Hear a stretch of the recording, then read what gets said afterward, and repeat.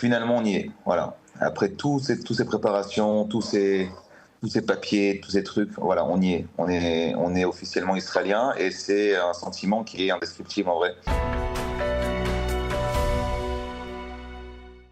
Bonjour. Bonjour Samuel, Boker Tov, Shavua Tov, merci d'être avec nous. Premier Shabbat en Israël en tant que nouvel immigrant.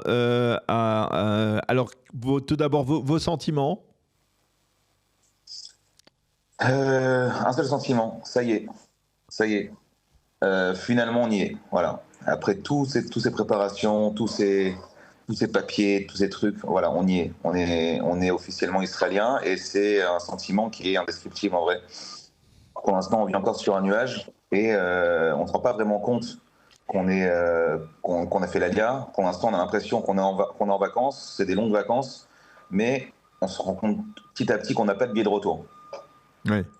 Alors, cette Aliyah, vous l'avez préparée, mûrement réfléchie? Alors, c'est une Aliyah, oui. L'Aliyah chez chaque juif, elle est enfouie dans un coin de notre tête, dans un coin de notre cœur. Et on veut toujours, on a envie de faire l'Aliyah. Il y a toujours quelqu'un qui bloque. Alors, il y en a qui ont peur de la parnassa, il y en a qui ont peur du climat en Israël. Du climat, je parle du climat géopolitique. Nous, il faut nous faire un déclic. Et on a eu ce déclic-là. Et ben on a décidé de prendre le taureau par les cornes et de préparer cette Aliyah. Qu'est-ce qui a provoqué ce déclic? Ben, on s'est retrouvé avec ma femme à un salon de l'Aliyah, de la Jean Juive, par hasard. On s'est retrouvé là-bas par hasard. Et on est arrivé avec ma femme, on a dit mais qu'est-ce qu'on fait là en fait? Parce qu'on ne savait pas pourquoi on était là, on n'avait pas forcément envie de faire l'Aliyah tout de suite, on n'avait pas prévu, c'était pas quelque chose, on n'a pas été à un salon de l'Aliyah pour aller préparer une Aliyah, on a été là-bas pour aller voir ce que c'était. Et on a été alors là on était un peu perdu dans le salon et on s'est retrouvé en fait on a été abordé par quelqu'un là-bas de l'ADG, le programme qui a été créé par Shalom Vach, voilà. Eliad Vach, et ma femme surtout a tout de suite adhéré au programme. Et dans le chemin retour après ce salon-là, elle m'a dit une phrase, elle m'a dit, je suis en train de réaliser que mes enfants vont faire l'armée. Je lui ai dit, c'est-à-dire? Elle m'a dit, c'est bon, vas-y, on part. Alors, moi, j'ai toujours voulu faire l'Aliyah. Elle aussi m'a été plus réservée. Quand j'ai senti le déclic chez ma femme, j'ai dit, c'est parti, on part. Alors, comment c'est de partir presque au milieu d'une vie, peut-être même au milieu d'une carrière professionnelle? On a toujours eu ce truc-là. Moi, j'ai toujours dit le jour où j'arrête mon activité professionnelle, c'est-à-dire le jour où j'ai vendu quelque chose, et ben, je pars. Le problème, c'est que ça bloque toujours, parce que comme on n'a pas quelque chose de concret en se disant on part à telle date ou quoi, donc on continue dans le changement de place parce qu'il y a du soleil. C'est l'avantage d'Israël. Le soleil ne me dérange pas. Ok.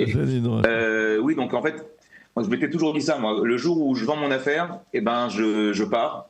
Et en fait, j'ai décidé de faire l'inverse. J'ai dit, le jour où je pars, ben, soit j'aurais vendu, soit je ferme, soit je continuerai, mais au moins j'ai quelque chose qui me met un peu la pression, on va dire, il y a cette date butoir du départ, et de faire avec. Et aujourd'hui, on se rend compte que, aujourd'hui, je vais faire avec.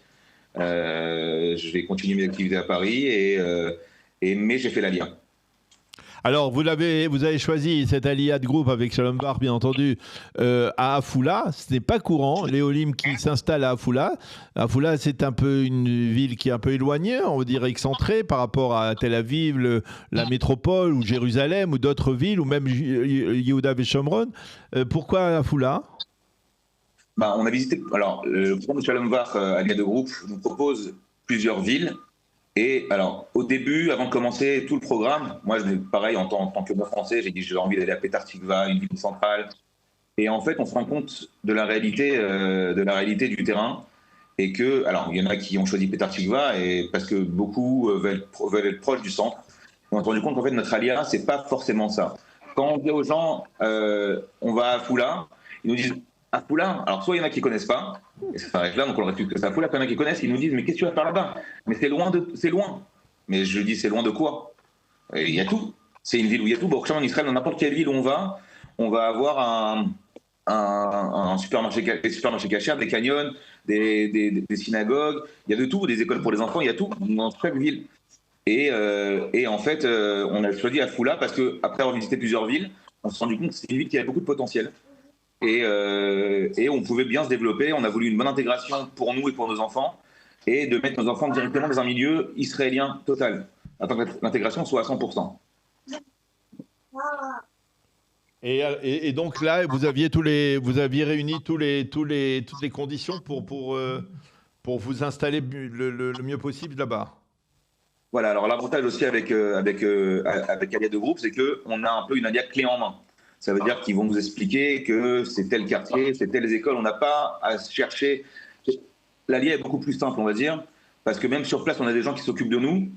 On a une coordinatrice à Foula, notamment pour ne pas le citer, Michal, qui est exceptionnelle, qui s'est occupée de nous de A à Z, que ce soit pour les écoles, que ce soit pour les arrivées, que ce soit pour les appartements, les visites d'appartements, tout. Elle a tout fait. On a aussi sur place une famille d'accueil et il y a une entraide naturelle. Alors c'est pas que lié à Foula ou quoi, c'est une entraide qui est dans tout Israël. Et je parle pour mon cas à moi. Je sais que quand je suis arrivé, j'ai trouvé 20 personnes qui étaient là parce qu'ils s'attendaient à prendre nos valises. Bon, on n'a pas reçu, mais bon, ça on va les recevoir aujourd'hui si Dieu veut, mais bon, ça c'est un détail. Malgré tout, il y a une entraide en fait qui est là, un chesed naturel qui est là, et